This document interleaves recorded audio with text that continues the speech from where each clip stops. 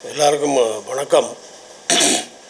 ஜனாதிபதி அவர்கள் முப்படைகளுடைய பொதுமக்கள் காணிகளை முப்படைகளும் கைப்பற்றி இருக்கிற பொதுமக்களுடைய காணிகளை விடுதலை செய்வதாக ஆரம்பத்திலே ஜனாதிபதியாக வந்தவுடனே அறிவித்தலை விட்டிருந்தார். மெல்டால் விஸ்வாசனீய சான்ய அது பல இடங்களிலே நடைபெறவில்லை. அதிலே ஒரு விடயம் இந்த பள்ளிமுனை கடற்படையினர் வசம் இருக்கிற பொதுமக்களுடைய காணிகள் சம்பந்தமாகவும் நாங்கள் நாடாளுமன்றத்திலே பேசியிருந்தோம். ஜனாதிபதிக்கும் இது சம்பந்தமாக கடிதங்களை அனுப்பியிருந்தோம். ஆனால் இப்பொழுது ஒரு மாற்று நடவடிக்கை நடைபெறப் போவதாக நாங்கள் அறிகிறோம். நோட்டீஸ் ஒட்டப்பட்டிருக்கிறது. வருகிற 20ஆம் தேதி இந்த கடற்படையினுடைய காணிகளை அளவிடப் போவதாக நோட்டீஸ் ஒட்டப்பட்டிருக்கிறது. இதை நாங்கள் ஒரு காலம் அனுமதிக்கப் போவதில்லை. மக்கள் நிச்சயமாக போராடுவார்கள். இது சம்பந்தமாக ஜனாதிபதிக்கும் நாங்கள் தெரிவிக்க இருக்கிறோம். இந்த நிலைமையை மாற்றுவதற்காக. அதேபோல் இங்கே இருக்கின்ற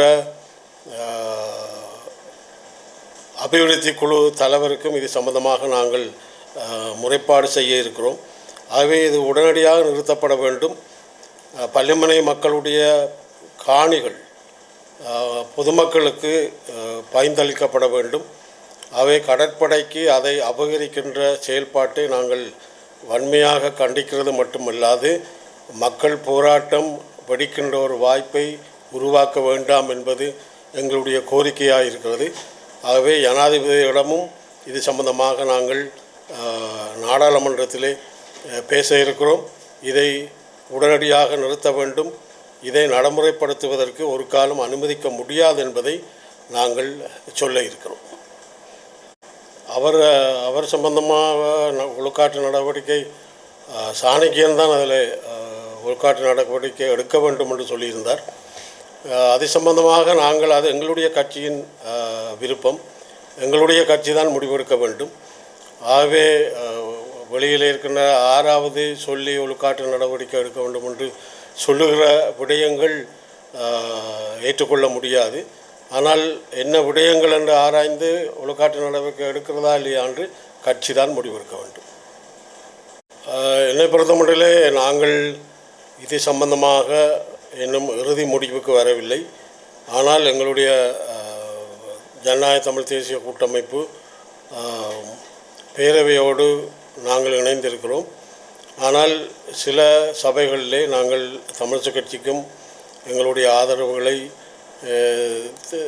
செலுத்தி இருக்கிறோம்.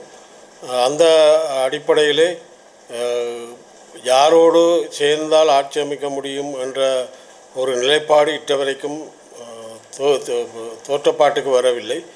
யாழ்ப்பாணத்தை பொறுத்தமட்டிலே மற்ற இடங்களிலே வன்னி வடக்கிலே வன்னி, கிழக்கிலே மட்டக்களப்பு போன்ற பிரதேசங்களிலே பேரவையினுடைய ஆசனங்கள் குறைவாக இருக்கிறபடியால் நாங்கள் அதிலே ஒரு முடிவுக்கு வர முடியாவிட்டாலும் யாழ்ப்பாணத்திலே நான் நினைக்கின்றேன் 3-4 சபைகளுக்கு மேலே நாங்கள் பிடிப்பதற்கான வாய்ப்புகள் கூட இருக்கிறது.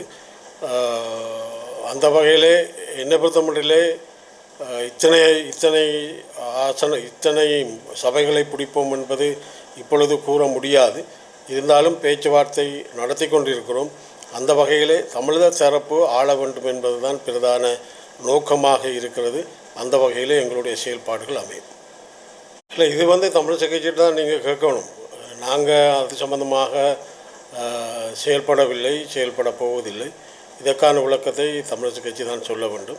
எங்களை பொறுத்தமட்டிலே தமிழர்கள் தேசியத்தை நேசிக்கின்ற தமிழ் தரப்பு ஆட்சி அமைக்க வேண்டும் என்பதுதான் பிரதானமாக இருக்கின்றபடியால் அந்த முயற்சிகளை நாங்கள் மேற்கொள்கின்றோம். எனவே இந்த இபிடிபியோடு சேர்ந்து ஆட்சி அமைப்பது சம்பந்தமாக தமிழரசு கட்சியிடம் தான் நீங்கள் கேட்க வேண்டும்.